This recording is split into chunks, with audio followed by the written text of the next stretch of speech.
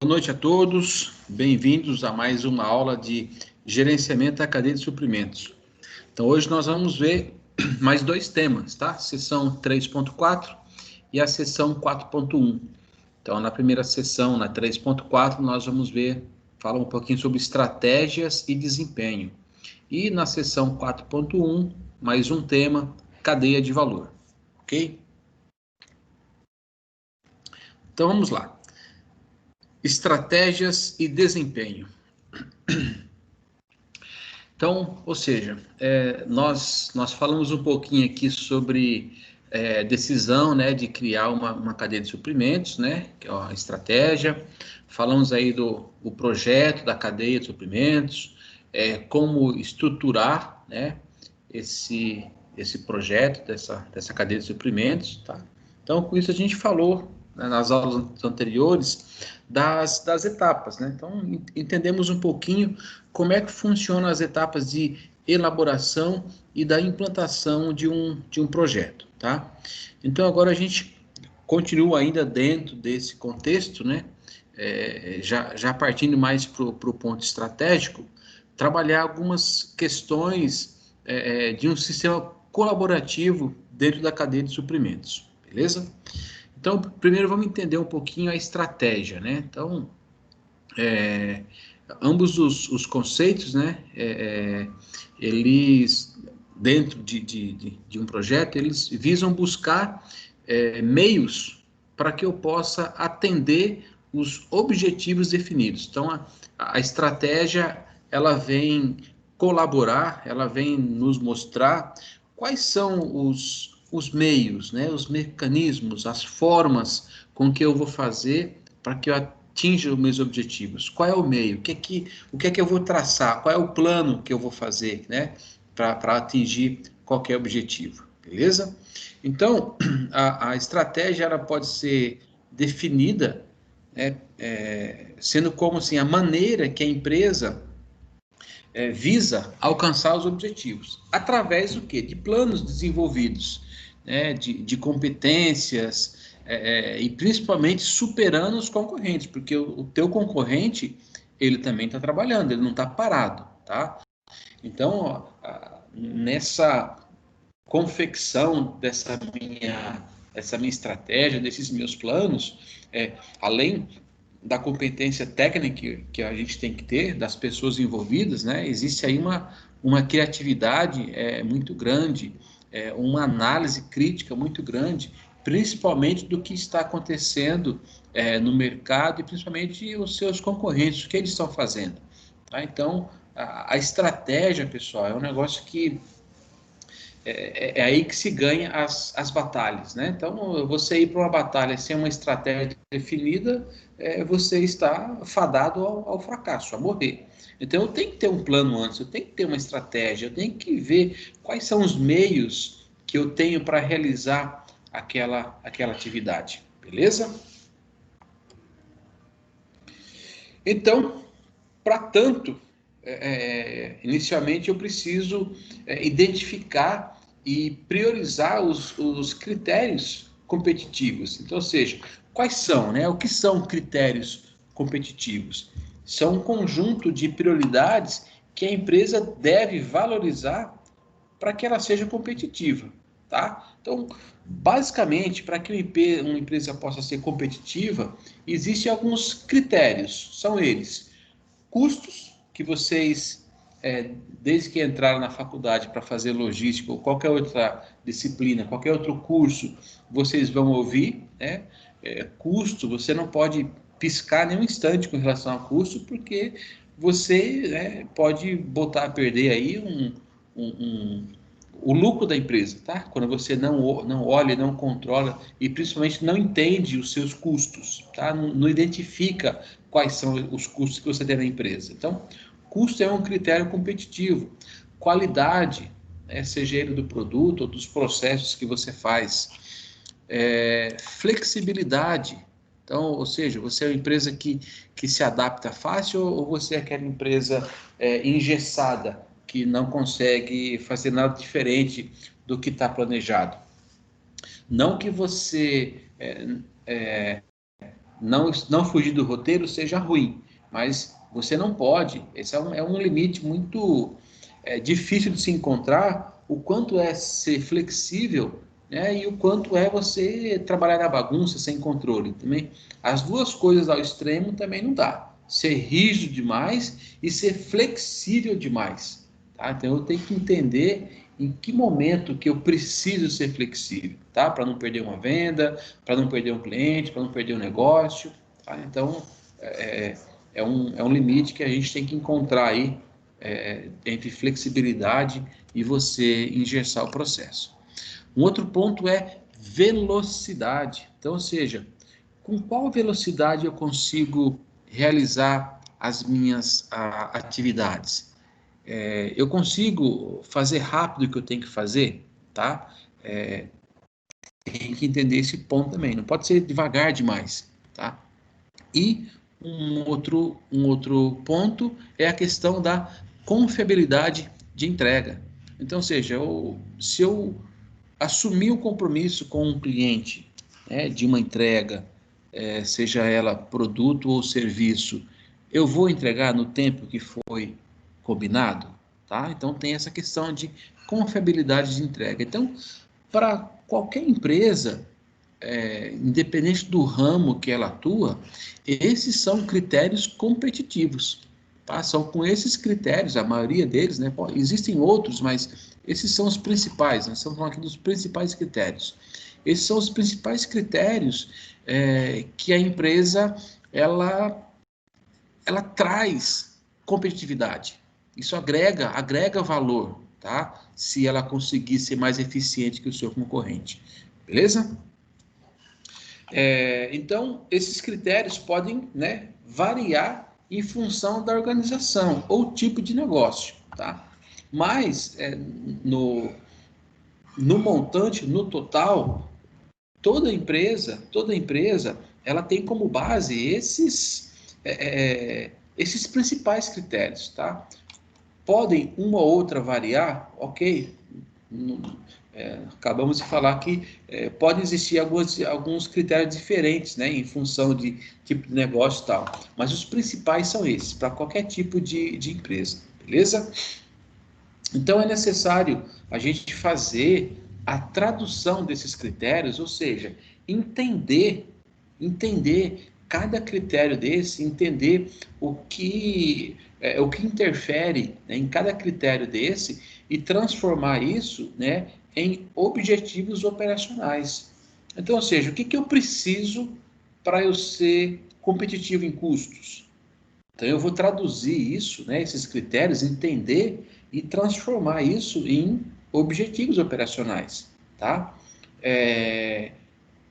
Qualidade é o que eu preciso para ter os meus produtos, os meus serviços com mais qualidade.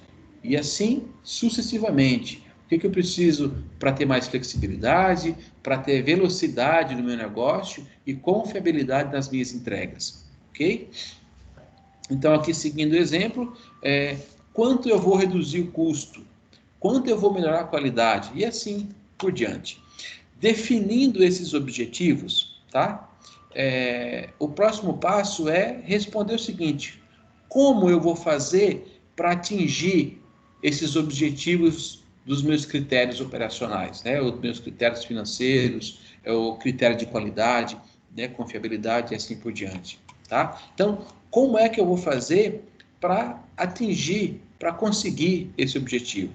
Então, todo esse processo de entender, de traçar aí os objetivos, de buscar como atingir, como chegar lá, isso faz parte do plano estratégico, beleza? E aí nós temos algumas ferramentas que vão nos auxiliar a atingir esses objetivos. Então, uma delas, nós já falamos em algumas aulas anteriores, uma dessas ferramentas é o BSC, é o Balanced Scorecard. O que significa isso? Nós já falamos sobre indicadores, tá, balanceados de desempenho. Nós falamos umas 3 ou 4 aulas atrás. Citamos aqui alguns exemplos de indicadores na logística, tá? Então, o pessoal até alguns de vocês até comentaram alguns indicadores que vocês tinham no departamento, tá? Então, ou seja, vamos entender um pouquinho como é que funciona essa ferramenta, beleza? Então, vamos entender, primeiramente, como é que funciona o BSC, o que, que é isso, tá? Então, o Balancing Scorecard, ele é um sistema de gerenciamento, tá? Para que eu possa gerenciar, para que eu possa entender melhor a minha operação, o meu negócio, e ele se utiliza de indicadores, tá? Que ajudam a traduzir os objetivos e estratégias da empresa em números, em gráficos, tá? Isso forma um conjunto que vai ajudar o gestor, que vai ajudar vocês a mensurar, a medir, né, e avaliar os resultados das metas ou dos objetivos inicialmente propostos. Então, ou seja, quando você não consegue gerenciar a tua empresa, tá? Quando você não consegue, não tem indicadores, tá? E aqui foi usado até o exemplo de um cockpit de um avião, e aí eu trouxe uma imagem para vocês entenderem um pouco mais, buscando aqui o exemplo que o livro deu, né? Buscando o exemplo do cockpit do avião.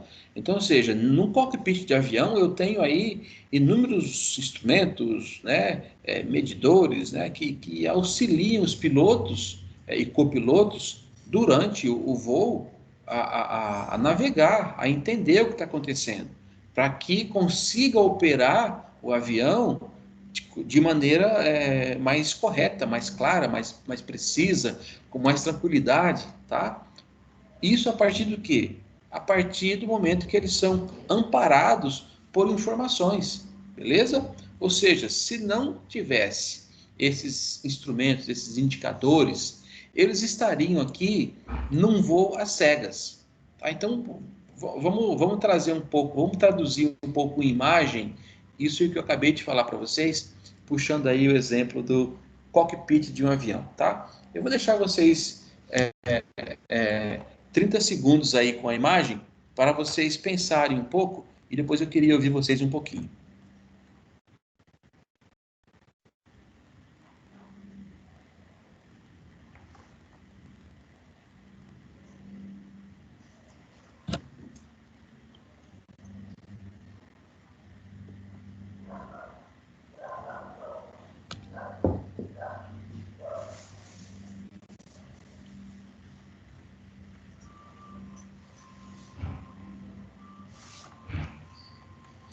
Beleza, pessoal? Pensaram um pouquinho?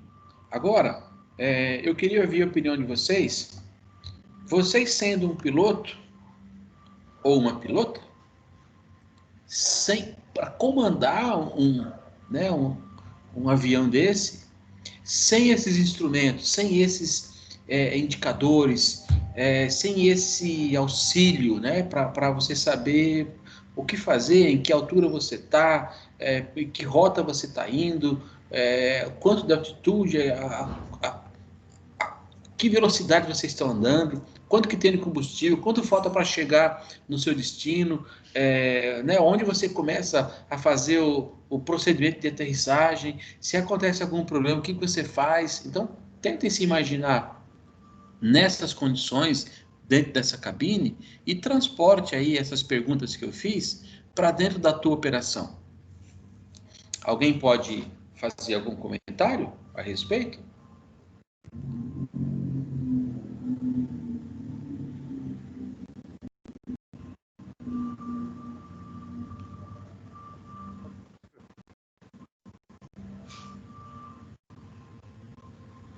Ninguém? Que beleza, hein, pessoal? Tá bom, então vamos lá.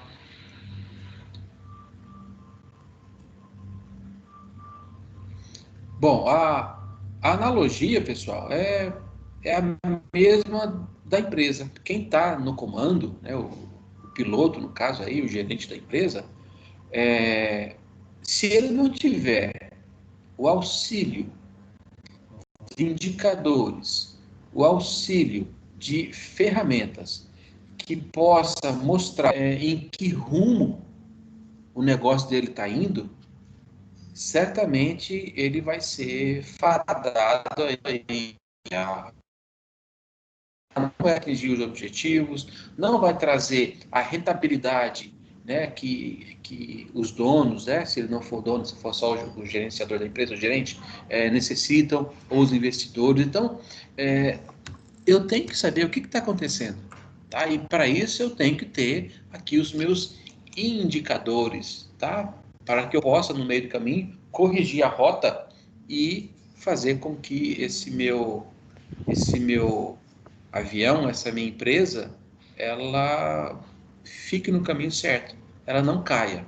Tranquilo? Então, basicamente é essa analogia que a gente pode fazer com esse exemplo do livro de vocês. Achei bacana o exemplo aqui, né, de trazendo o cockpit do avião, e tentei buscar, e realmente, né, a hora que eu comecei a buscar as imagens, eu vi que a analogia serve certinho. Se eu não sei interpretar isso aqui, a minha empresa ela vai afundar, beleza?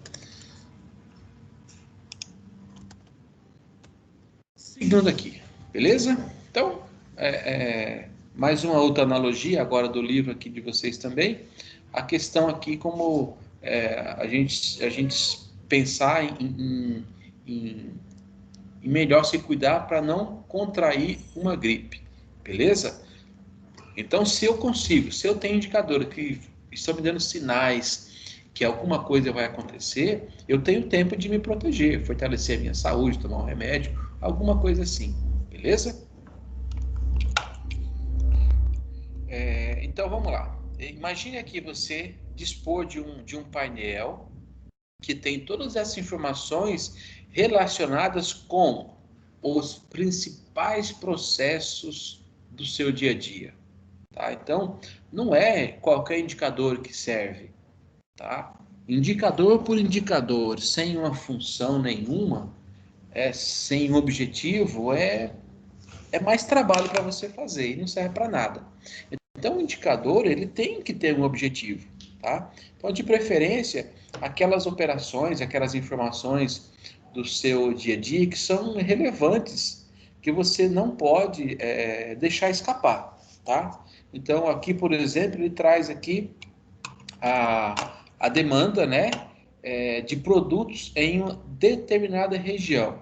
Então, por exemplo, qual o padrão médio de clientes que não que estão solicitando esses produtos, né? Então, ou seja, se eu tenho numa região uma quantidade de clientes que eles estão aí que eles solicitam, né, um tipo de produto ou tem uma demanda específica de produto, eu não posso deixar esse produto faltar de jeito nenhum. Por exemplo, um outro dado aqui que a gente pode levantar, simples, né, de a gente entender. Eu tenho, por exemplo, uma meta de vendas, tá? Uma meta mensal de vendas. E aí, se eu faço um indicador para acompanhar essa venda, por exemplo, faltando uns 5 dias para fechar o mês, e por acaso eu não tiver batendo a meta, ou muito longe de bater a meta, eu só tenho 5 dias para tomar uma ação. Então não é ideal eu olhar alguns indicadores mês a mês, ou só no final do mês, ou a cada 15 dias. Por exemplo, no caso de vendas, é interessante eu acompanhar o indicador de vendas todo dia, para saber o que eu tenho que fazer. Se eu tenho que apertar o passo, se eu tenho que segurar, se eu tenho que manter, né, o ritmo de vendas. Então, alguns indicadores, a emissão desses indicadores, a utilização desses indicadores tem que ser diária. No caso da logística, indicadores de separação tem que ser online. Então, você tem que puxar para o dia a dia aquilo que faz sentido, aquilo que vai te fazer acelerar o passo, buscar um jeito diferente, ou segurar um pouco, ou correr atrás de alguma outra saída.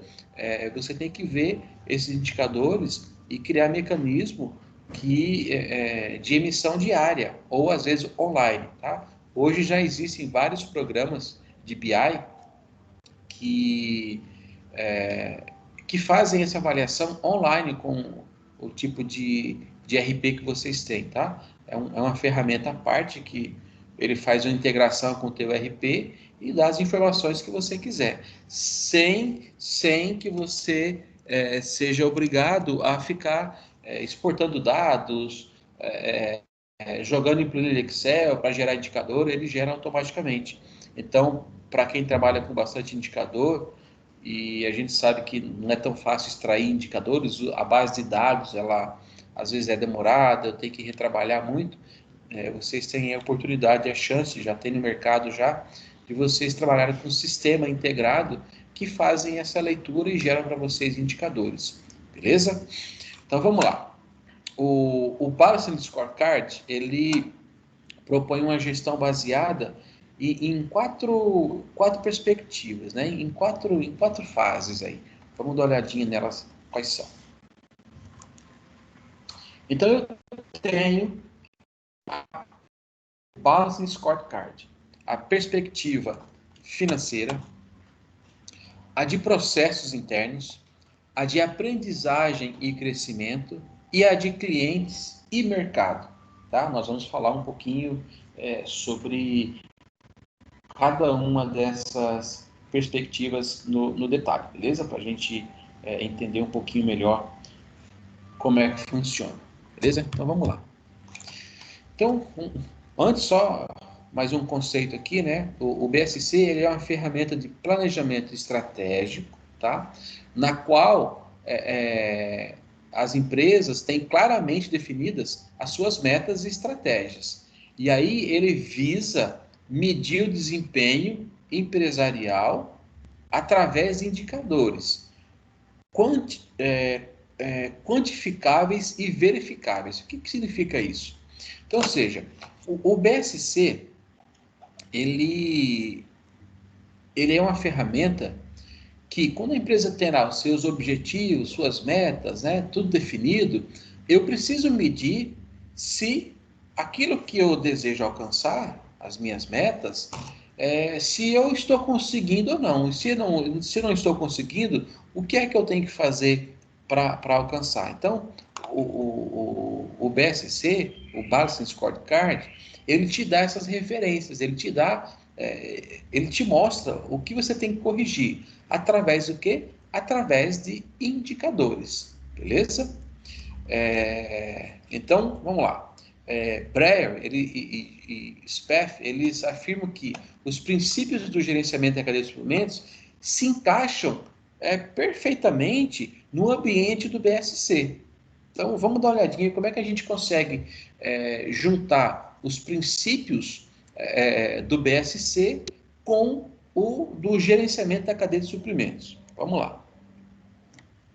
Então, beleza? Vamos voltar aqui, né? Essas são as interações do Balancing Scorecards. Então, vamos ver aqui, ó. Metas, né? Do supply chain. Redução de desperdício de tempo, resposta flexível, redução do custo unitário. Como é que eu posso medir isso aqui? Opa, com os meus processos internos. Tá? Então, olha só. Perspectiva de processos internos. Eu consigo fazer um link com a minha cadeia de gestão de suprimentos. Opa, redução de desperdício, processo interno. Diminuição de tempo. Eu posso medir com meus processos internos. Resposta flexível. Vamos olhar para os meus processos, se são engessados, se não. Redução de custo, processo interno também. Aí, vamos lá. Benefícios para o cliente, que eu ligo aqui na perspectiva dos clientes. Melhoria na qualidade do produto, melhoria de oportunidades, de flexibilidade, melhoria do valor, né? Aqui não é valor de produto, é o valor que é entregue para o cliente. Então, está na perspectiva dos clientes. Perspectiva financeira. Vamos voltar aqui para a minha gerência, para a minha cadeia de suprimentos. Margens de lucro, fluxo de caixa, crescimento da receita, altos retornos sobre os ativos. Então, está ligado aqui aos benefícios financeiros que eu tenho que olhar dentro da minha cadeia de suprimentos. Beleza? Um outro ponto aqui é perspectiva de aprendizado e crescimento.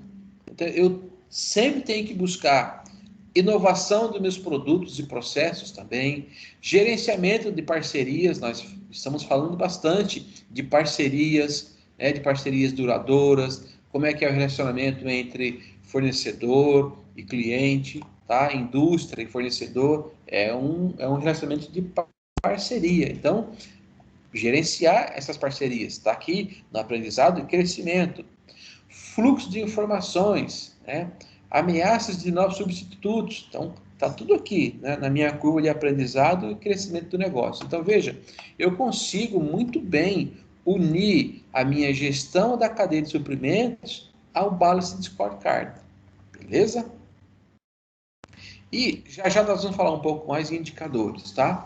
Então, a gente tem que entender que o BSC, ele não pode e principalmente não deve ser aplicada como uma promessa de resultados imediatos, tá? Aí eu vou dar um exemplo prático para vocês, só um pouquinho que eu vou tomar um golinho d'água aqui.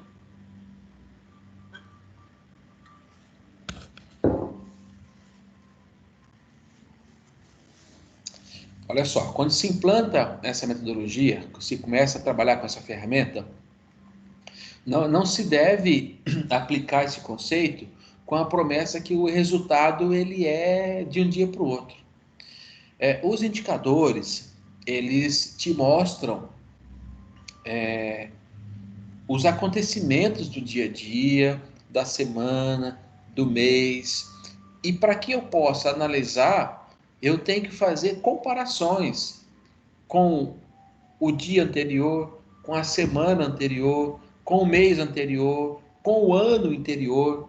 Então não é uma ferramenta que você implanta e você já sai colhendo os resultados, tá?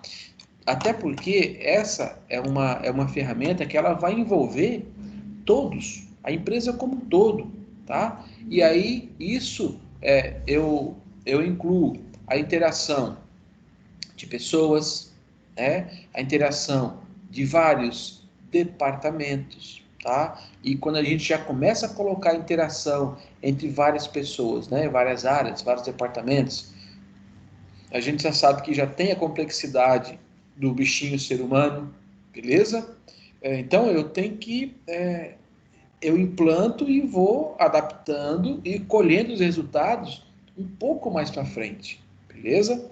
Então, ou seja, primeiro, eu tenho que fazer com que as pessoas e as áreas entendam essa nova metodologia, trabalhem em função de atingir os resultados, de atingir os objetivos, tá?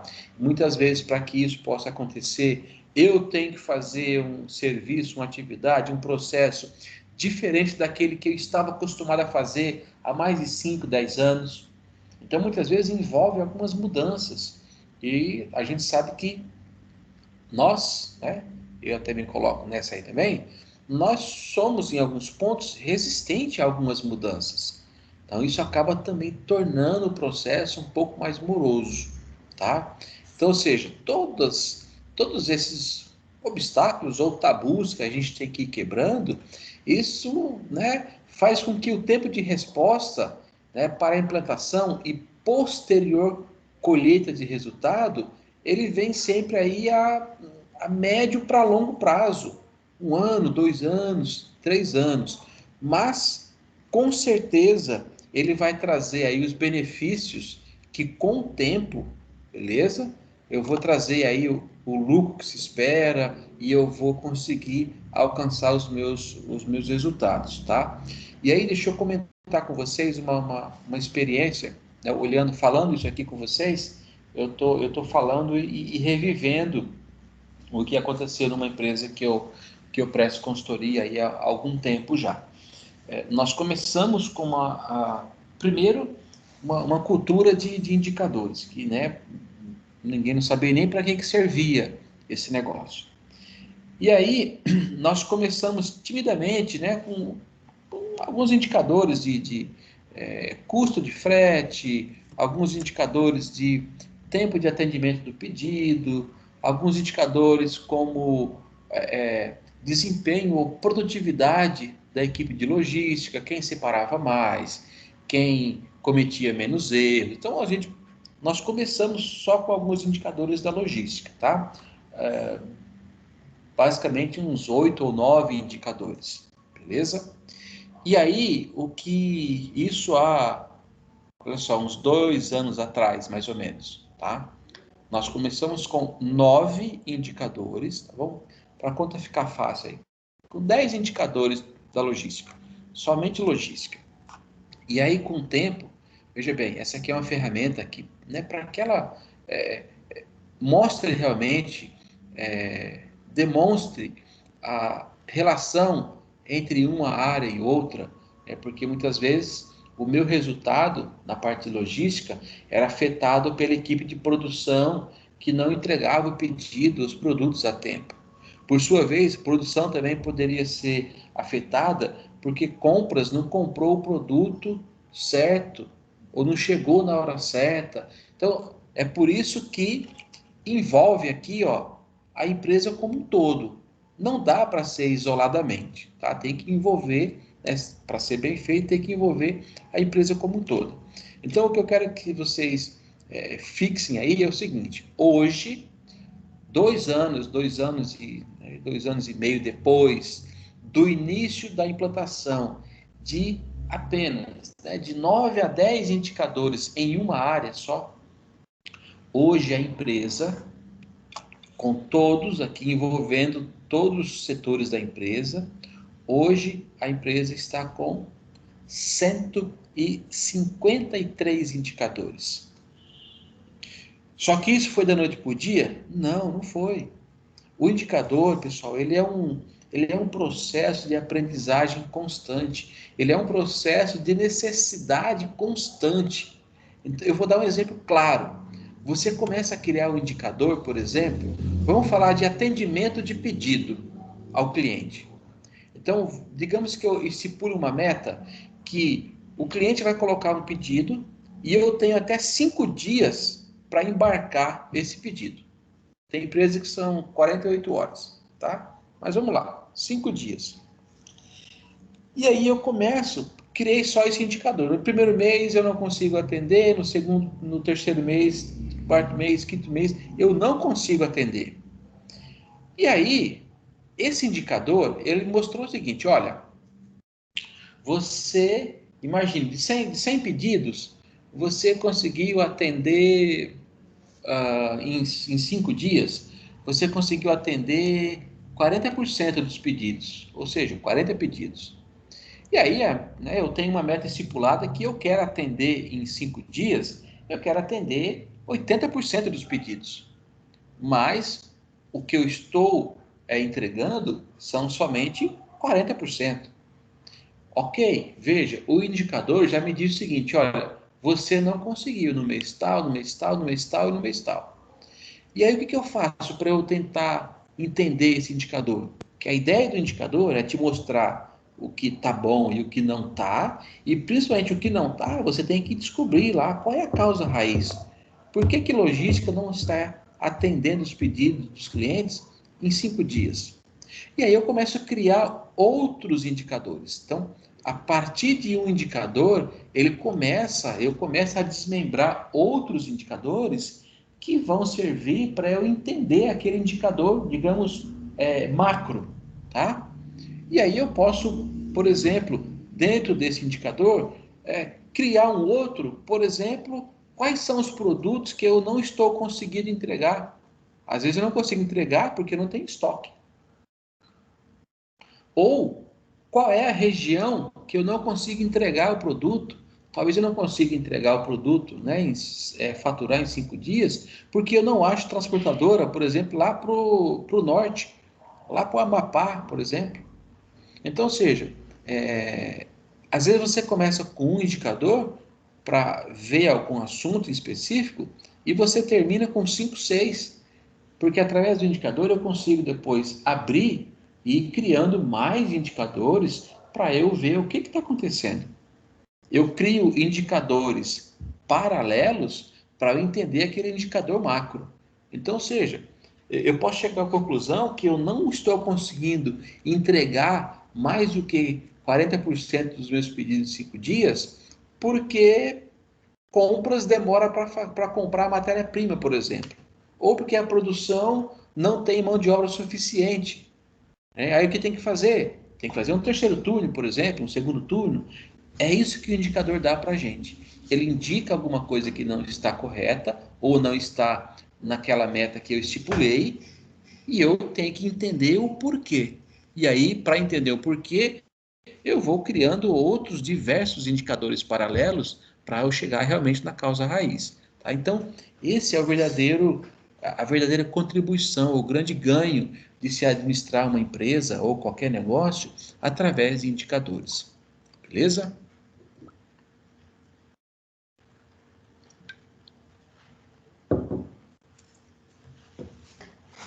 Então vamos lá. Outro tema, né, de extrema importância aqui é a questão da logística na gestão da cadeia de suprimentos, beleza? Lembra, a cadeia de suprimentos ela é como um todo. Logística faz parte, né? Gestão da cadeia de suprimentos não é gestão de logística. Tá? Nós já vimos que a cadeia de suprimentos ela envolve aí diversos fornecedores, diversos parceiros, diversos processos, e a logística é um pedacinho, tá, dessa gestão da cadeia de suprimentos. Então, não confundam logística com gestão da cadeia de suprimentos, beleza?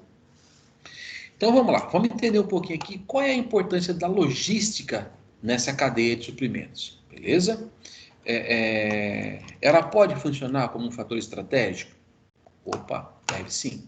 Tá? Para isso, a gente tem que entender que a logística, tá? Como eu acabei de falar, ela é parte dos processos da cadeia de suprimentos. Então, ela vai planejar, ela vai implementar, ela vai controlar o fluxo de informações, de produtos, tá? Desde o ponto da origem até o consumo, beleza?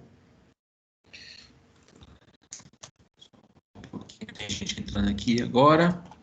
Então, ou seja, então a logística ela é o que movimenta a cadeia de suprimentos.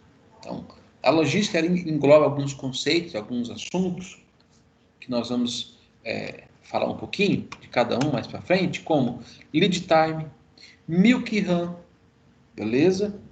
Cross-docking, transit point, margin transit e postponement. Né? Vamos entender um pouquinho o que é esse monte de nome em inglês, tá? A gente vai ver que no dia a dia aqui, tá? Ele é de fácil entendimento e às vezes vocês até fazem, né? Alguns temas como esse e nem sabe que tem esse nome, beleza? Então vamos lá. Vamos começar primeiro aí com o lead time. Isso aqui eu acho que é bem comum para todo mundo, mas para quem não for, a gente dá uma breve explicação. Então, ou seja, o lead time é a mensuração, é a medição do tempo que leva entre uma operação e outra, beleza? Então, imagine a seguinte situação. O comprador realiza o pedido, beleza? E aí, entre o fechamento e a autorização do pedido de compras, até a chegada do material, a empresa, né, leva aí 3 dias. Então, ou seja, daquele momento que eu fechei a autorização de compra, essa autorização virou o pedido, eu mandei o pedido para o fornecedor recebeu, separou o material, né, e chegou na minha fábrica, eu tenho aqui 3 dias. Né? Dependendo do produto, dependendo da distância do fornecedor, 3 dias está um tempo bom para chegar o produto, tá? Dependendo do produto, região, aquela coisa toda. Dependendo do que é, 3 dias é muito, tá? Então, ou seja, eu tenho agora, eu sei que o lead time, então o lead time de pedidos são 3 dias. Então, eu sei que eu posso colocar um pedido, começar um pedido hoje, né? Ele vai ser aprovado, né? Eu vou mandar para o fornecedor e hoje é quinta, né? Então, seja, vamos dizer que dias corridos. Se eu fizer isso hoje, depende de algumas medições, se é pedido fora o dia ou não. Então, se for fora o dia, desconto o dia de hoje e eu começo a contar 3 dias a partir de amanhã. Suponhamos que eu não pare de trabalhar, eu trabalho 24 horas, 7 dias por semana, então eu tenho pedido hoje, quinta-feira. mas aqui são 3 dias fora o dia. Então, ou seja, o dia que eu fiz o pedido não conta, ele é desconsiderado. Beleza? Porque se eu faço o pedido 5 horas da tarde, eu não posso contar esse dia, porque eu já não trabalho mais. 6 horas eu vou fechar. Então, eu desconsidero esse dia. É isso que se chama fora o dia. Aí eu começo a contar. Amanhã é dia 13. Então, ó, dia 13 é um dia 14 é outro dia 15 é domingo. Até domingo eu estou recebendo 3 dias o pedido. Então, um dos grandes desafios, né, de logística das empresas é diminuir esse tempo. Tá? Então, esse é um desafio constante. Diminuir o lead time de atendimento de pedido. Beleza? E aí, como é que a gente pode fazer para diminuir esse lead time? Tá? Né, o livro já traz para vocês que não existe uma resposta correta, né? Porque depende muito aí do meu tipo de produto, do tamanho, né? Da minha cadeia, do tipo de processo que eu tenho, a distância entre os integrantes da cadeia e entre outros pontos, né? Só que existe uma estratégia, né, que pode ser considerada que é a tal do Milk Run. Alguém já ouviu falar em Milk Run? Né? Traduzindo aqui no pé da letra, é o caminho do leiteiro, tá? Então, não vamos entrar na história aqui, vamos pegar o conceito dele, beleza? Então, ou seja, trazendo para a nossa realidade, o programa Milk Run é assim, ó, imagine que você tem em São Paulo 5 fornecedores, beleza? E aí você agenda com esses 5 fornecedores, você, né, faz uma rota, vê onde estão os fornecedores, traça uma rota para ver qual é o melhor, qual é o primeiro que você vai passar pegando o produto, qual é o segundo, qual é o terceiro. E aí o que você alinha? Esses 5 fornecedores vão te mandar matéria-prima e você alinha com ele o seguinte: olha, fulano, 8 da manhã eu estarei na tua porta para pegar o produto. E aí precisa estar pronto. Não pode chegar 8 horas e o cara falar assim: ah, eu estou faturando, ah, eu estou separando, ah, eu estou fazendo não sei o que. Não pode, tá? Então, quando se faz esse tipo.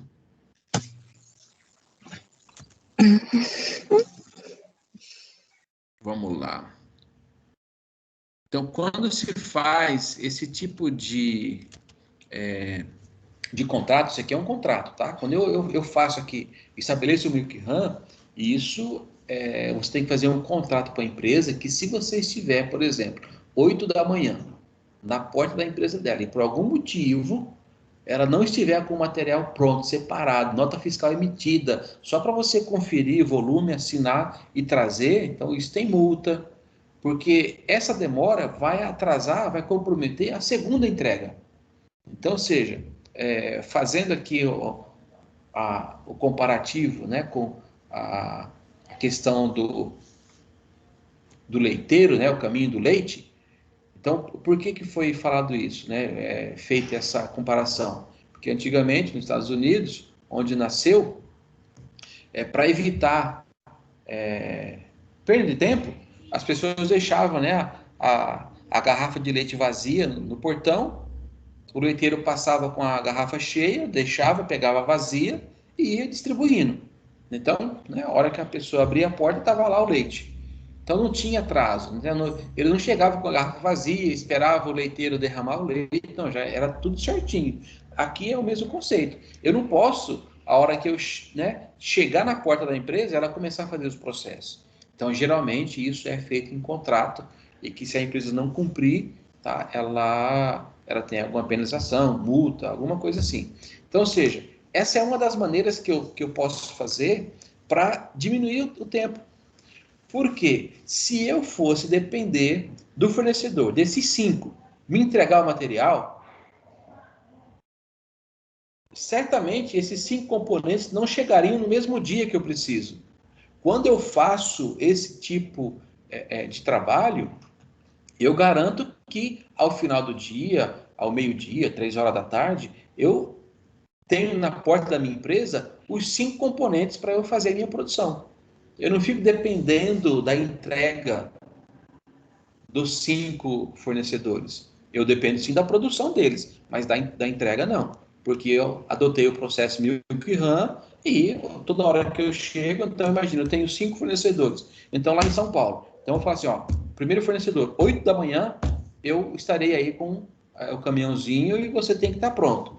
Aí ele vai calcular a distância para o outro fornecedor e vai falar, daqui até lá eu demoro 2 horas. Então, ou seja, segundo fornecedor, 10 horas eu estou batendo na porta, o material tem que estar pronto. E assim, sucessivamente, até que ele faça a coleta dos 5 fornecedores, né? E retorne para a empresa com os produtos. Beleza? Conseguiram entender, pessoal? De boa?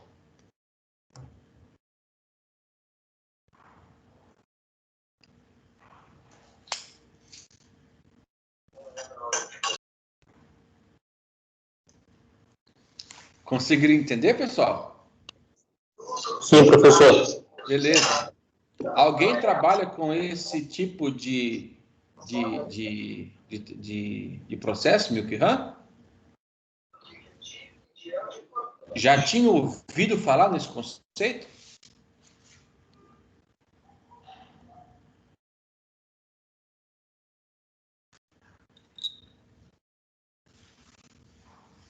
Ninguém nunca ouviu, ninguém sabe o que é, ninguém trabalha com isso. Eu não tinha visto não, professor. Primeira vez que eu estou ouvindo esse sistema aí. Nunca Parece tinha ser ouvido bem... falar? Não. Então, para quem tem, por exemplo, fábrica aqui na região de Campinas, por exemplo. Beleza? É a região metropolitana aqui, Campinas, Piracicaba e tal. E tem de principal fornecedor ou fornecedores, empresas lá em São Paulo, é interessante você fazer esse processo porque você no final do dia tem todos os produtos, não depende de você receber. E olha só, olhando para a logística, olha, imagine que você tem os seus fornecedores vão entregar o produto para você. Você tem que ter alguém para receber 5 veículos na tua empresa. Se você faz esse processo, você tem um caminhão só, com 5 produtos dentro. Além de ter a certeza que vai chegar no final da tarde, ou no final do dia, ou à noite, sei lá. Tá? Então, quem precisa fazer coletas, dá uma aprofundada mais aí no processo Milk Run, para vocês entenderem certinho como é que funciona. Tá? Porque pode trazer vantagens para vocês aí. Beleza?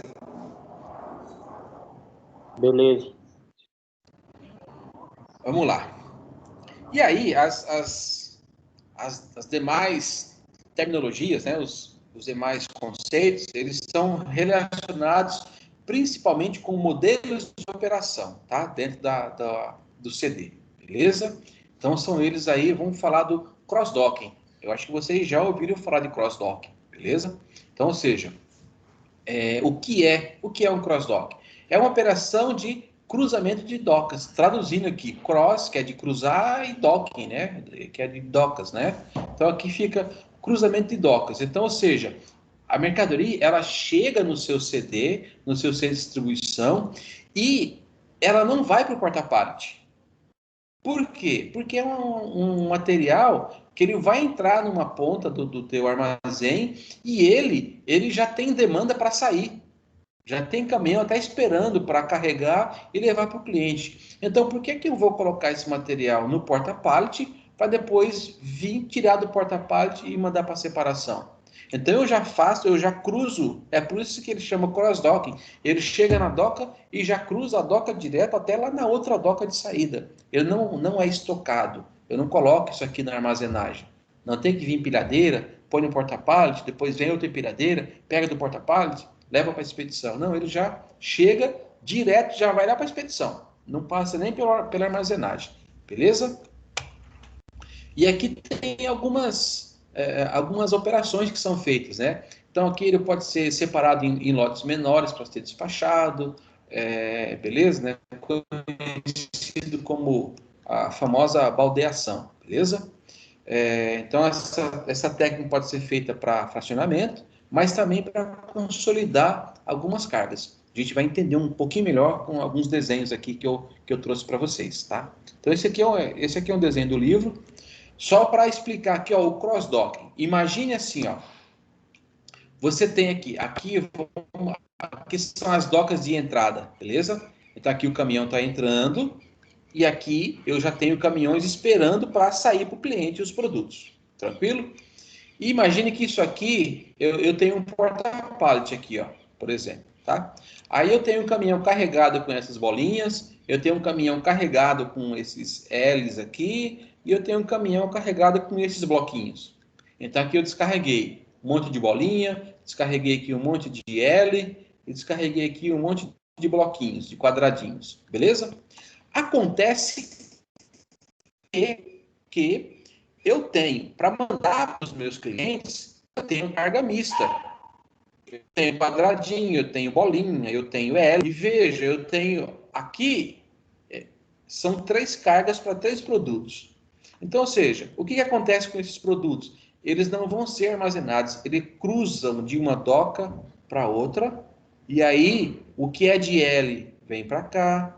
Já cruzei a doca, tá vendo? O que é de quadradinho, eu vou carregar nos caminhões que tem quadradinho. O que é bolinha, eu vou carregar nos caminhões que tem bolinha, a quantidade que o cliente quer. Vejam, não existe armazenagem. Ele sai de um caminhão que, né, acabou de chegar na doca de recebimento e já entra no outro caminhão que está na doca de expedição, já para mandar para o cliente. Não existe operação de armazenagem desses produtos. Ele não para aqui no movimento do chão para um porta-pallet ou para outro local no chão. Não fica parado. Ele chega e já cruza e vai embora. Beleza? Por isso que se chama cross-dock. Então, aí só explicando agora o que eu acabei de falar para vocês, né? Então, notem que na imagem aqui, ó, chegam 3 veículos, né? E aí, bom, aqui é o que eu comentei, tá? Então, só adiantei os slides. Beleza? Ok? Então, não precisa de armazenagem. Ele já chega aqui e já vai direto. Um outro ponto que eu esqueci de falar é que outra coisa, é o mesmo conceito que eu consigo aplicar no Milk Run. Veja que o cliente, ele não recebe aqui, ó, 3 entregas diferentes com os produtos. Ele recebe uma entrega só com todos os produtos num caminhão só. Do que ele receber 3 produtos aqui, ó, com produtos. O cliente em si. Aqui tudo bem. São 3, eu recebo 3 aqui, mas esses 3 podem me gerar 3, 4, 5, 6, 8, 10 expedições. Tá? Então, para o cliente lá também é interessante receber tudo que ele quer num só caminhão, do que ele receber 3 caminhões diferentes lá. Beleza? Consequentemente, aí eu consigo reduzir custo. Tá? Eu estou pagando um frete só, não 3. E agora a gente vai para temas, né, como o modelo Transit Point. Então, ou seja, o que é isso? Uma operação onde a gente fala que existe um ponto de transição, né? Por isso que é Transit Point, né? Traduzindo aqui fica ponto de transição, tá? Então, ou seja, esse material chega, né, aqui no meu cliente, né? Essa carga, em algum momento, ela é consolidada aqui, ó, em vários pedidos fracionados, pedidos menores, e eu mando para o cliente. Então, ou seja, existe uma paradinha aqui, tá? Para eu fazer essa consolidação, beleza? Também não tem estoque, né? Eu não mando para a prateleira, nada. Então, já cheguei, já consolidei a carga, fracionei aqui e mandei para os meus clientes. O outro ponto é o tal do margin transit, ou seja, o produto ele sofre aí alguma montagem no meio, né, antes de chegar, antes de ser mandado para o cliente. Às vezes eu tenho que montar um kit, então às vezes eu recebo aqui 5, 6 produtos, e aí eu tenho que fazer um kit com ele, eu tenho quase que uma pequena linha de montagem aqui no meio, onde eu vou pegar vários componentes, colocar tudo numa caixa, e aí vou mandar para o cliente, beleza? Ok? Então, como exemplo, a gente tem aqui os computadores, ó. A Dell faz muito isso, tá? Então, eu chego aqui, então o CD ele é utilizado para agrupar esses pedidos e aí, posteriormente, a montagem de acordo com o pedido dos clientes. Então, imagine, eu recebo lá, então, até o exemplo traz que é muito utilizado no segmento de computadores. Por quê? Somente são montados momentos antes do despacho. Então, eu tenho lá o computador hoje, você tem N configurações, né? Eu tenho Core 3, Core 5, com tantos GB de HD, tela de 14, né? Então, eu tenho N configurações. Então, é complicado eu ficar montando computadores com N configurações e, às vezes, tem lá uma configuração que o cliente não quer. Então, é mais fácil eu ter esses componentes agrupados no CD, e aí o cliente fala assim, eu quero um computador com a memória de tantos, né, de 8 GB, eu quero o processador, sei lá, o i7 e 8 da vida, Core não sei o que, HD com tanto, e aí eu tenho o componente, eu faço essa montagem aqui, essa pré-montagem e mando para lá. Beleza? Então, é uma área de recebimento e processamento, né? Ou fracionamento, tá? Onde eu junto como o cliente precisa e mando o produto para ele. O outro ponto, né? Esse aqui, talvez a gente até conheça, mas por esse nome não, é o postponement. O que é isso? A tradução é de postergação. Então, isso aqui consiste em fazer o quê? Eu adiar ao máximo a montagem final do meu produto. Então, ou seja, a configuração desse produto. Então, existem alguns processos bastante conhecidos que é o colagem de etiqueta. Né? Nós vamos falar de outros, tá? Então, mas vamos entender como seria essa colagem de etiqueta. Imagine aqui, ó, eu tenho bolsas, beleza? Elas não têm marca. São tudo bolsas iguais. Aqui, deixa eu ver uma coisinha aqui, ó. Quem vai entender um pouco o que eu estou falando? A Beatriz vai entender um pouco. A Letícia também, eu acho que vai entender um pouco também, ou bastante. E não estou sendo preconceituoso, vocês vão entender já já. Então, aqui, meninas, eu posso colocar aqui, ó, uma etiqueta, posso colocar um logotipo, por exemplo, vamos colocar aqui uma etiqueta dizendo que essa bolsa aqui é da Mônica Sanches. Nessa aqui eu coloco uma etiqueta dizendo que é da Vitor Hugo, e assim sucessivamente. Então, seja, a colagem de etiqueta é de acordo com o que o mercado quer, beleza? Vamos supor que fosse camiseta aqui.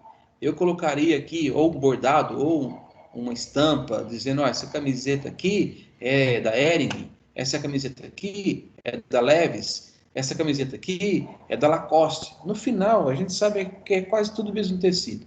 Tá? Então, essa é uma operação de postergação, tá? Onde eu costumo segurar no máximo, né, a finalização daquele processo para que eu consiga atender melhor o mercado. Beleza? Então, por exemplo, eu tenho aqui várias camisetas. Se o que está saindo mais, se o que está vendendo mais é camiseta da Levi's, eu meto a etiqueta da Levi's aqui, ó, e transformo tudo em Levi's. Mas agora é Lacoste, beleza? Eu vou aí e coloco tudo Lacoste, tá? Uma maneira bem simplista para que vocês possam entender essa postergação, tá? Um outro ponto, ainda dentro do sistema de postergar, né, é a de embalagens. Ou seja, a embalagem, dependendo do tipo de produto, dependendo da região que ela vai, eu posso fazer uma embalagem diferente, tá? Uma embalagem um pouco mais reforçada, uma embalagem um pouco mais chamativa, uma embalagem um pouco mais com propaganda, ou uma embalagem um pouco mais pelada, né? Uma embalagem mais sem nada, só com... Então, ou seja, a embalagem também é um processo que eu posso deixar no final, beleza? Nós falamos também sobre isso, também um processo de postergar, que é o de montagem, tá? Onde são mantidos estoques dos produtos montados, né? Eles não são mantidos aqui. E sim, é um exemplo claro, de novo, o computador. Eu não preciso deixar o computador pronto. Eu posso deixar algumas coisas pré-montadas, tipo carcaça e tal, e depois eu vim aqui colocando os componentes, né, de acordo com o que o cliente quer, de acordo com os pedidos e etc. Beleza? E um outro ponto, nós já falamos sobre isso, é a questão da produção. Então, ou seja, eu só começo a produzir depois que eu receber o pedido do cliente. Depois que o cliente confirmou o pedido, aí sim eu começo a produzir, tá? Então eu deixo ao máximo possível, eu postergo a produção, a fabricação daquele produto. Porque eu posso fabricar por um estoque e o cliente não quer aquela configuração, não quer aquele produto. Então é mais interessante eu produzir para atender um pedido do que eu produzir para colocar no estoque.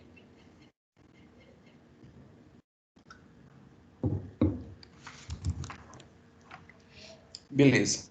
Então aqui termina a nossa primeira sessão. De novo, tá aí o exercício para vocês fazerem. Novamente, eu não coloquei data, tá? É uma semana antes eu vou avisar vocês. Ó, o prazo máximo para vocês fazerem os exercícios, todos, se vocês quiserem, é dia tal. Depois desse prazo, os formulários serão fechados, beleza? E aí vocês não conseguem responder mais. Então não deixa para o final não, tá, pessoal? Já procura fazer no final da aula, que aí alguns conceitos estão frescos na cabeça de vocês conseguem responder de boa. Beleza? Bom, vamos lá. Opa, alguém falou? Eu. Oi. Só para tirar uma dúvida, você consegue verificar os exercícios que está faltando para cada um ou não? Não, o que eu consigo verificar é quem respondeu. Ah, então você consegue ver. Sim. Ah, então tá bom. Então essa era a minha dúvida. Obrigada. Quando vocês, através desse formulário, quando vocês respondem, automaticamente eu tenho a opção de transformar todas as respostas numa planilha de Excel com o nome de vocês. Quem respondeu, que hora que respondeu, que questão que acertou ou não. Beleza? Ai, tá bom. Obrigado, professor. De nada. Então vamos lá para o nosso segundo tema. Pessoal, vocês estão vendo aqui, ó, que eu dei uma adiantada na aula, tá? Essa aula aqui, ela já estava preparada para o dia 19, tá? De novembro. Mas por que eu dei uma antecipada? Porque na aula que vem, eu quero ver se eu já mato a sessão do livro, né? Para na outra a gente fazer uma revisão, beleza? Porque depois Professor, semana que prova. vem vai ter aula sua normal ou não? Cara, assim, ó, semana que vem é quinta-feira, certo? Certo. Não, mas eu falo assim, por conta da ser a semana de prova interativa, no caso, do dia Ó, 4 ou dia 2. até agora. Não, semana que vem. Não, semana que vem é normal, pô. Semana que vem. Não. Mesmo com as provas interativas. Eu até agora não. Só se vier algum comunicado. Mas se, por exemplo, vamos lá, se tiver, ó, não vai ter aula normal, porque é semana de prova, né? Se não tiver, mesmo assim, eu preparo uma revisão e eu disponibilizo no grupo para vocês. Entendeu? E aí é aquele esquema, a prova é com base na revisão, tá? Já enxuga mais conteúdos para vocês estudarem. Tranquilo? Obrigado. Então vamos matar esse próximo tema aqui. Vamos falar de cadeia de valor, beleza? Vocês já ouviram falar em cadeia de valor? Isso aqui não é valor do produto, tá? Então, cadeia de valor é aquilo que atribui ao teu produto uma vantagem competitiva, beleza? É aquilo que o cliente olha e ele não está olhando o preço, ele está olhando o valor que aquele produto tem para ele.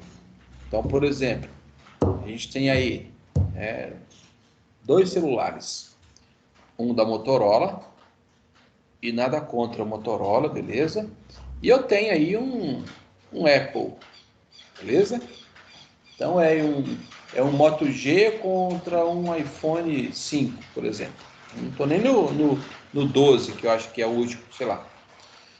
Então, ou seja, claro, o Motorola, ele custa R$1.000, beleza. O iPhone 5 custa 4. Se você olhar assim bem, eles entregam a mesma coisa. Os dois fazem ligação, os dois fazem ligação de vídeo, tem WhatsApp, acessa a internet, acessa, né, o Instagram, o Facebook, tira foto, tem GPS, os dois têm a mesma coisa, as mesmas funções. Mas por que um paga 3, 4 pontos e no outro, né, o cara paga R$1.000? Então, o cara falou, eu tenho R$1.000, mas eu quero comprar esse aqui, o da Apple. Porque para o cliente, existe aí, foi passado para ele mais valor naquele produto. Não estou falando de preço, tá? Então, ele conseguiu colocar, né, a Apple conseguiu despertar no consumidor, passar para ele um produto que tem valor agregado. Seja ele por confiabilidade, por qualidade, por status, sei lá o que, mas ele conseguiu agregar valor ao produto, tá? E, de novo, valor não é valor financeiro, tá? É aquilo que o cliente enxerga como uma vantagem, beleza? Pessoal, tá chovendo aqui e vocês estão ouvindo bem? Tá interferindo? Como é que tá? Professor, para mim tá tranquilo. Tá de boa? Dá uma falhada, mas logo volta. Porque aqui tá caindo o mundo. Não sei aí onde vocês estão, mas aqui tá. Não sei nem como que a minha internet tá no ar ainda. Mas tá bom, vamos aí. Deixa essa chuva Eu tô aí. escutando mesmo. Não. Eu ia perguntar se era problema no fone do senhor aí. É Não. chuva. É chuva. Mas Então tá vamos lá. bom, professor. Não tá atrapalhando a aula, não. Então beleza. Vamos que vamos.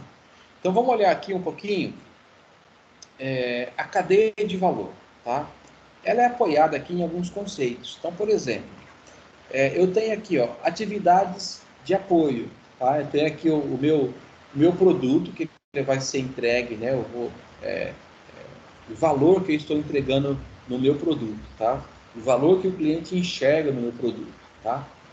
Então, eu tenho tudo isso aqui que gera valor no meu produto.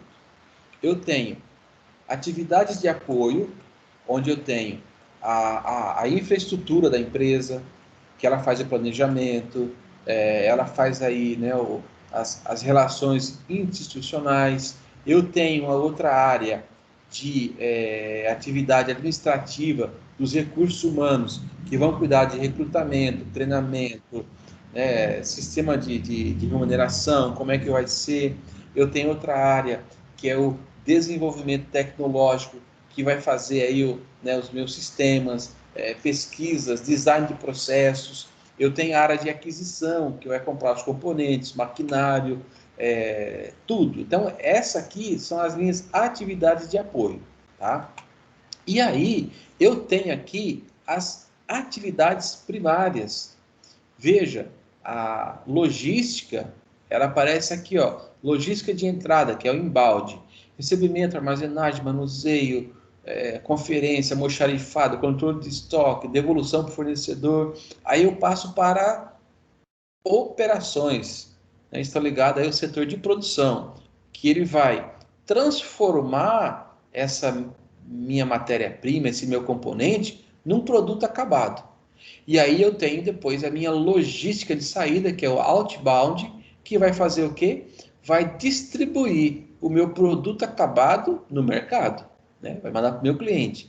Eu tenho também a área de marketing e vendas, beleza? Que ela vai fazer a integração com os meus clientes. Então ela vai fazer a facilitação, ela vai fazer a motivação do cliente para quê? Para adquirir, para consumir esse meu produto aqui. E depois ainda eu tenho o serviço de pós-vendas. Muitas empresas pecam porque elas param aqui, ó, em vendas. E esquece que depois da venda tem o pós-vendas. Que aí eu entro com suporte para o meu cliente. Eu entro aí para resolver alguns problemas. Eu entro para escutar as reclamações dos meus clientes. Eu entro aí na questão de assistência técnica do produto, porque o produto pode dar algum defeito. E eu tenho que assistir esse meu cliente. Né? Eu tenho que chegar lá e falar, não, ok, pode contar comigo que eu consigo te ajudar a resolver aí qualquer tipo de problema. Então, muitas empresas pecam em não ter um pós-vendas, tá? E o pós-vendas é a última perninha aqui, ó, entre aquilo que você disse que entrega de valor, né, e a percepção do cliente. O cliente pode chegar para você através do pós-venda e falar o seguinte: olha, eu, né, estou fazendo reclamação, eu estou te dando um feedback que a tua logística de saída não está legal.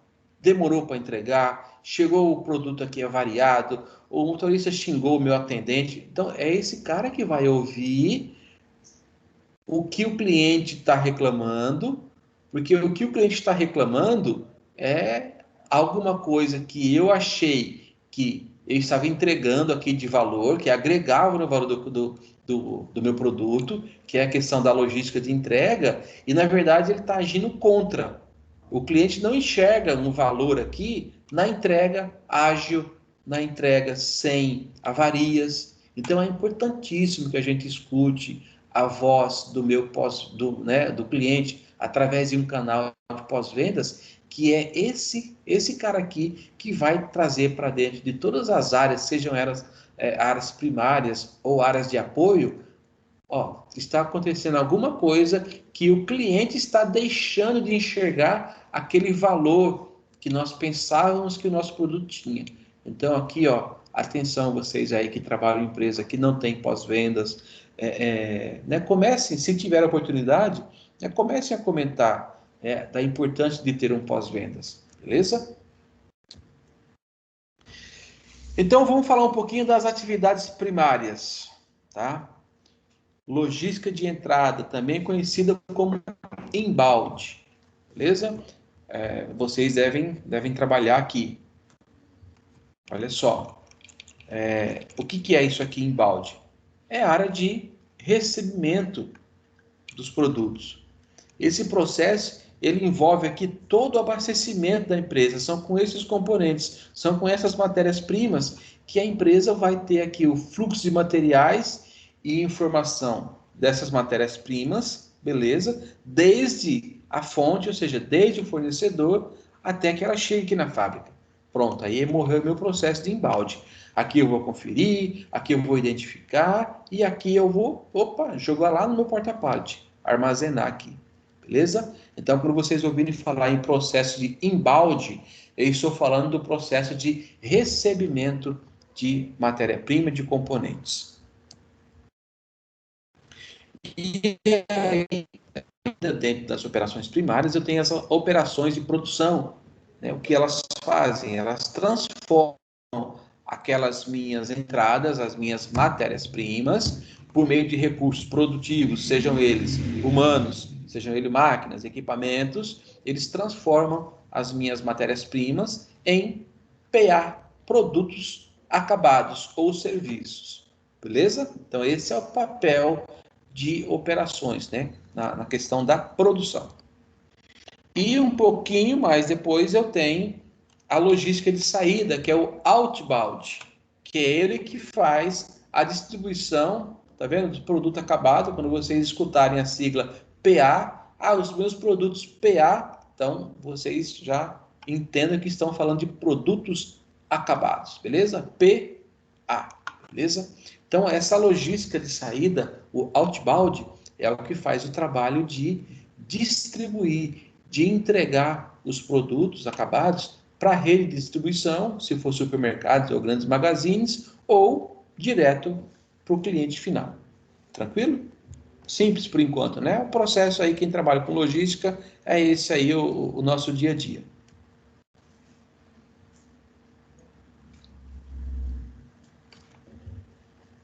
Aí eu tenho o processo de vendas e marketing, tá? Então, o que ele vai fazer? Ele vai fazer essa ponte aqui entre, né, marketing, vendas, para atender o meu cliente. Ou seja, ele vai fazer ações de marketing e ações de venda para que o cliente veja o produto, para que o cliente entenda o produto, para que o cliente se encante com o produto e queira comprar o meu produto. Beleza? E eu tenho aquela área que eu, né, comentei brevemente com vocês, o serviço de pós-vendas. É uma área importantíssima e uma área muitas vezes negligenciada dentro das empresas, tá? Então, é através do meu serviço de pós-vendas, aonde eu vou dar todo o suporte ao meu cliente final, ao usuário, durante o ciclo de vida do produto. Então, enquanto o meu produto estiver aí fora, eu tenho que ter um canal para conversar com o meu cliente, com o usuário final, para entender se está tudo ok, se está tudo certo ou não. Beleza?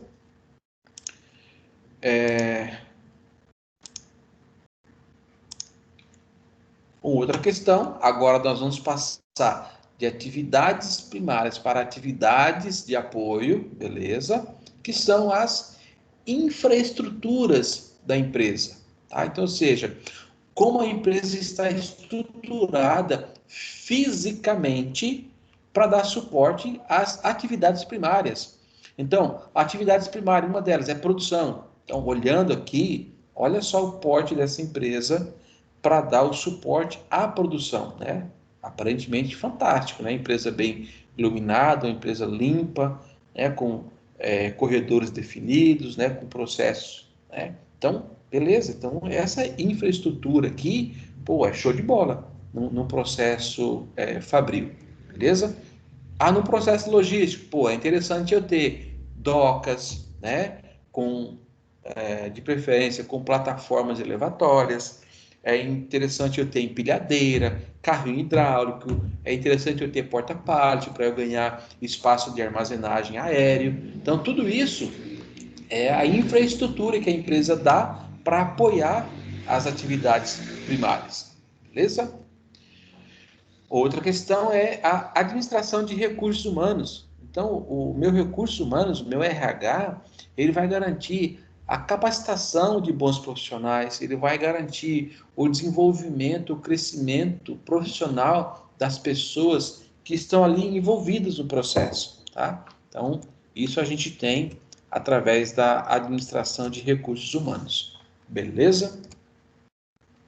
Um outro ponto importantíssimo, imprescindível dentro das empresas, é a questão do desenvolvimento tecnológico.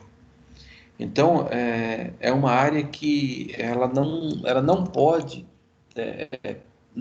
parar nunca de evoluir, de pensar em novas tecnologias, de buscar novas maneiras de fazer, buscar técnicas, né, para que se alcance os melhores resultados. A área de tecnologia, ela, mais do que nunca, ela é capaz de revolucionar, de transformar.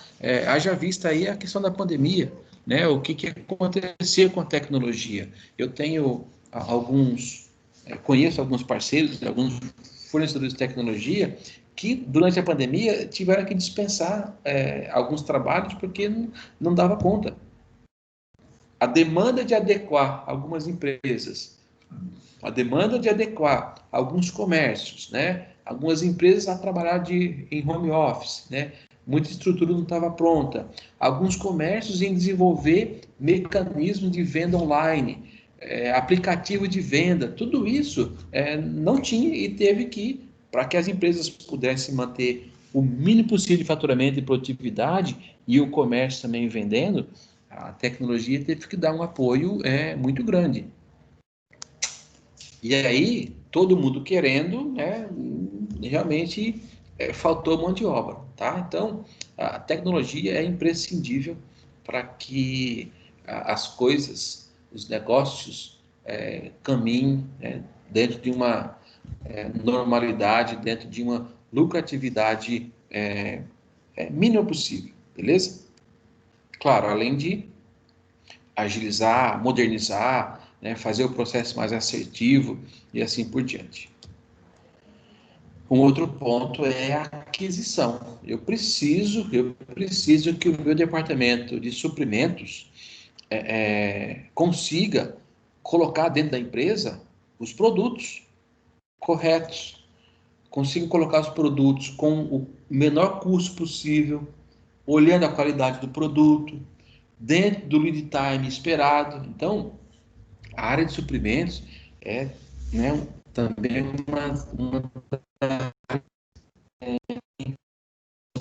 empresa. Ao contrário do que alguns pensam, não é na venda que eu consigo aumentar a minha margem de lucro, é na compra do produto.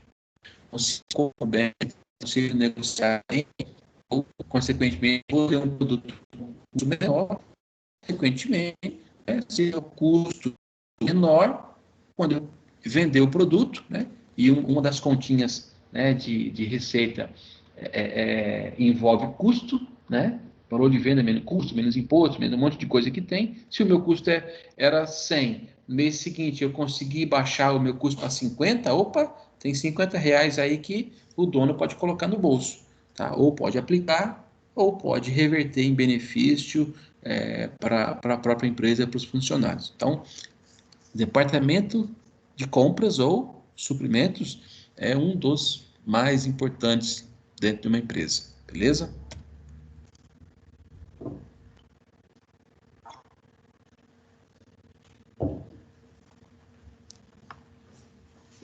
Vamos lá. Então, só para a gente fazer aqui uma rápida definição, né? Nayan caiu, Nayan voltou de novo. Então, olha só. A gente pode verificar aqui que existe uma certa similaridade com a definição da cadeia de suprimentos, beleza? Por quê? Né? Na questão de entrega de valor.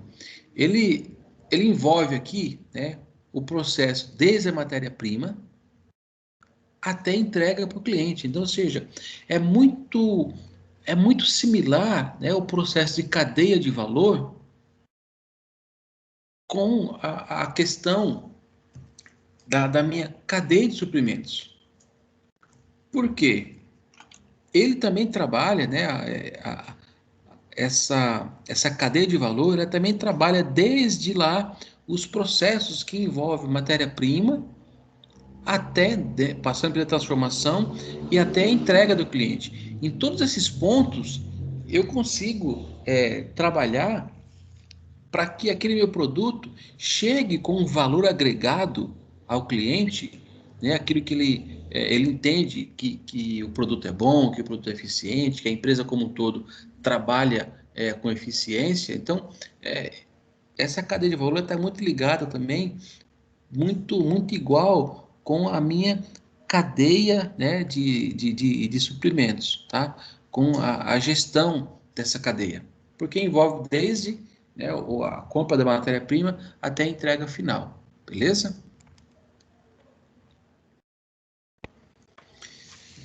Mas beleza, vamos lá. Vocês como clientes, o que vocês estariam dispostos a pagar? Beleza? Então vamos dar uma olhadinha aqui, uma breve descrição desses elementos, né, dessa equação. Eu me coloco aqui no lugar aqui, eu consigo, serve para mim esses pontos aqui. Qualidade, beleza? Então, quais são as funcionalidades, o desempenho, né? A especificação técnica da oferta, o quanto me oferece aquele produto. Então, isso para mim gera valor também. Serviço, disponibilidade, suporte e compromisso com o cliente. Então você vem aí, tem uma propaganda, né, um marketing de venda de um produto e tal, aí você vai, né, o pessoal faz aquela promoção, aquele lançamento, e aí você se empolga, e o cara te encanta, aí você vai fazer a compra, não tem estoque, não está disponível. só daqui a 5, 6 dias. Aí eu não quero mais.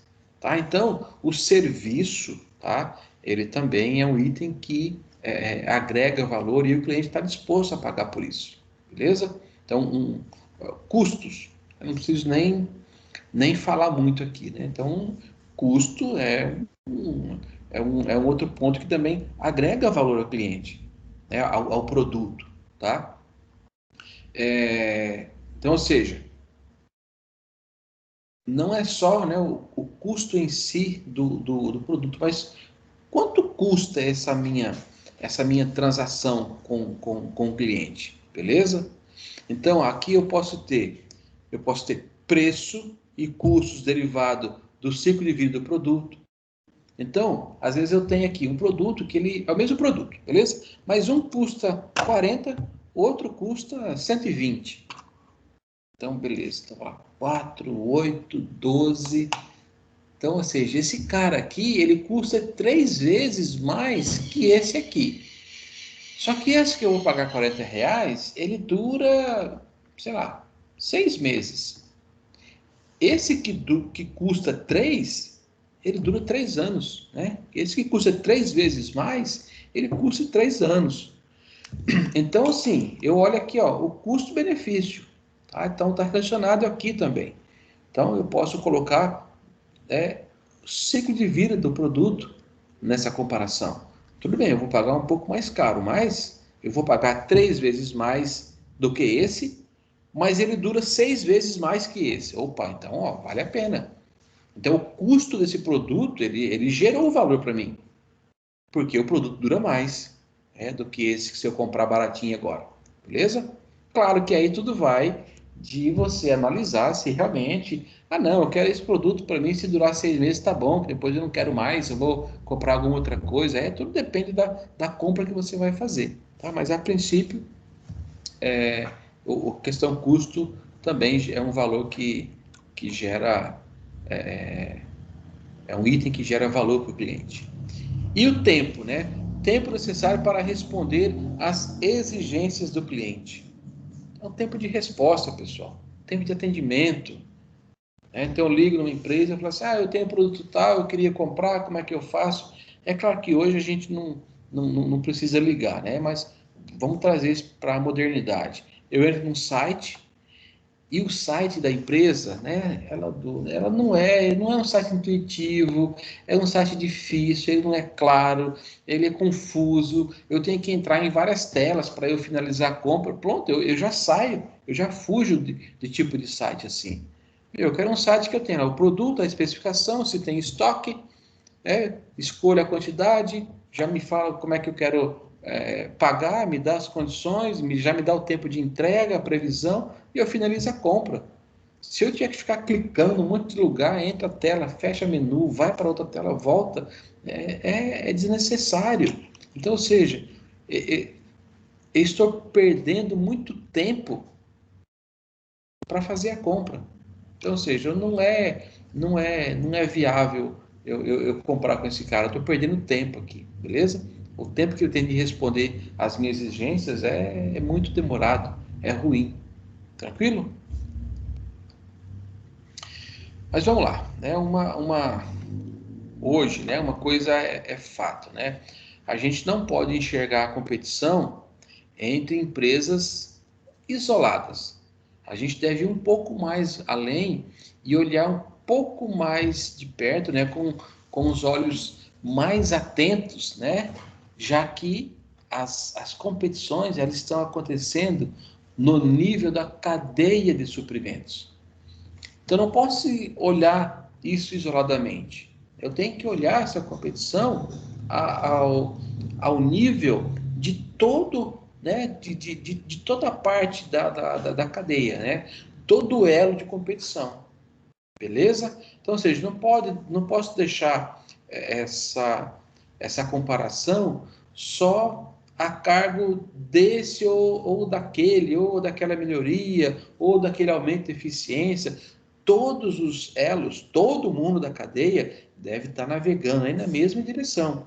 Não adianta eu ter, por exemplo, olhando aí dentro da cadeia de suprimentos, a gente tem aí, né, o transporte, ele é um ponto importantíssimo. Então, por exemplo, imagine que eu tenho um serviço excelente de transporte, onde eu consegui um custo bacana, eu consegui um tempo de entrega para receber, tanto para receber quanto para levar para os meus clientes, consegui um tempo bacana, o pessoal, né, não atrasa, entrega no prazo, show de bola. Só que o meu fornecedor entrega o produto, a matéria-prima, muitas vezes com uma qualidade ruim, entrega faltando componente, ou seja, então esse elo da cadeia, ele não está deixando com que eu gere valor para o meu cliente. Mesmo todos os outros elos sendo bastante eficientes, transporte, produção, vendas e marketing, mas se o meu primeiro elo lá que vai me entregar o componente ele não é 100%, todo o resto é prejudicado. Beleza? Então, a cadeia, né, para que ela opere aí em harmonia, eu tenho que ter sistemas colaborativos, e nós falamos isso na última aula, né, a serviço da cadeia de suprimentos, beleza? Então, vamos entender assim, qual que é esse nível de colaboração, o que precisa ter, né? Existe algum padrão para que isso funcione, beleza? Vamos tentar responder essas perguntas aí, beleza? E aí, para tentar responder essas questões, a gente vai falar um pouco sobre o SCORE, que é o Supply Chain Operation Reference, beleza? Então, ou seja, o que é isso? São melhores práticas na cadeia de suprimento. Então, como é que eu posso implementar essas melhores práticas em toda a cadeia de suprimentos, beleza? Então, a gente tem aí, né, tem aqui uma breve história por que recebeu esse nome, né? Porque ele, e aí em português a gente traduz, né, como modelo de referência para a operação de cadeia de suprimentos. Então, ou seja, vamos tentar criar um modelo para que a gente possa aplicar esse modelo em todos os elos da cadeia, beleza? Para que eu possa, né, trabalhar em harmonia. Tá? Então, vamos lá. Então, esse é um modelo que o objetivo dele, ele apresenta aí, né, representar, analisar e configurar essas cadeias de suprimentos, né? Através do quê? Através de uma abordagem de processos, então, de uma padronização. Então, ou seja, sua utilização e o seu desenvolvimento, eles foram baseados em 5 processos, tá? Os mais importantes, né, e os maiores processos dentro de uma cadeia de suprimentos, que é planejar o que vai ser, adquirir, produzir, entregar, e não podemos esquecer que o retorno, tá, desses produtos. Então, esse é o conceito que o SCORE aborda, tá? Esses 5 processos grandes de planejamento, de aquisição, de produção, de entrega e de, se necessário, retorno desses produtos, tá? Então, vamos falar um pouquinho aqui, tá? Parece confuso o desenho, mas é simples, tá? Então, eu tenho aqui os meus fornecedores. Esse é o desenho clássico da minha cadeia de suprimentos, tá? Mas agora utilizando aqui, né, a ferramenta, a metodologia SCORE. Então, eu tenho aqui os meus fornecedores. Na outra ponta, eu tenho os meus clientes, beleza? Eu tenho atividade de planejamento, beleza? Que é o seguinte, o que é que eu preciso desde o momento para aqui chegue o material, né? Processo de aquisição.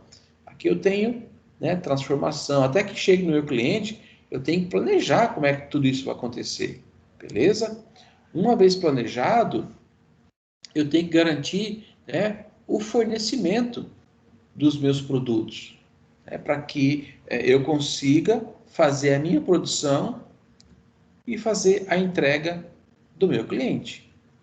Entreguei para o meu cliente, eu posso ter alguma atividade de retorno. Eu posso ter devolução por defeito, posso ter devolução porque o cara não gostou da cor, e assim sucessivamente. E depois disso, eu posso ter, dependendo do tipo do retorno da entrega, eu posso retornar para o meu fornecedor. Se, por exemplo, foi um produto que apresentou defeito, mediante algum componente, eu posso devolver esse componente para o meu fornecedor para que ele me entregue um componente novo, beleza?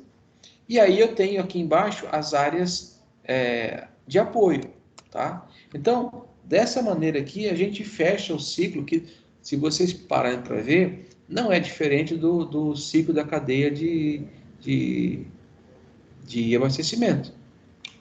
Fornecedores, processo interno e clientes, tá? Aqui nós só colocamos, vamos voltar aqui, só colocamos esses 5 pontos, esses 5 elementos aqui: planejamento, aquisição, produção, entrega e retorno, tá? Então tem planejamento, aquisição, produção, entrega e retorno, beleza? E demonstrando aqui as áreas de apoio que eu tenho para fazer, tá? Então, basicamente, é esse ciclo que acontece. Então, tá. Então, a gente viu ali, né, o desenho do processo, tá? A gente tem que identificar aqui o desempenho da cadeia de suprimentos, e isso é evidenciado através aí de alguns atributos internos, beleza? E também externos, beleza? E, evidentemente, eu tenho que mensurar isso, tá? Então, a gente vai voltar a falar de indicadores novamente, beleza? Eu tenho que utilizar ferramentas, né, para mostrar aí se está acontecendo a contento tudo aquilo que eu planejei lá na primeira etapa, beleza? E se não tiver, ele vai mostrar, né, quais são os pontos que eu devo ter mais atenção ou que podem sofrer alteração ou melhoria, tornando assim essa minha cadeia mais eficiente, beleza? Vamos falar de mais algumas ferramentas, mas vai ficar para a próxima aula, tá? Então, ou seja, aqui a gente pode aplicar, antes de eu passar o exercício para vocês, a gente pode aplicar aqui, veja, aqui eu tenho todo um processo, né? Eu fiz um planejamento aqui. Será que esse planejamento, desde a aquisição, a produção, a entrega, até o meu cliente, se houve retorno, o que eu faço com esse retorno depois, as áreas que estão me apoiando a fazer tudo isso aqui, eu tenho que medir, eu tenho que identificar o desempenho da cadeia. Está contento? Então, aqui cabe muito bem, em todas essas fases, a implementação de indicadores para que eu possa acompanhar esse desempenho, tanto de atributos internos, beleza, quanto externos, que pode ser o atendimento ao cliente.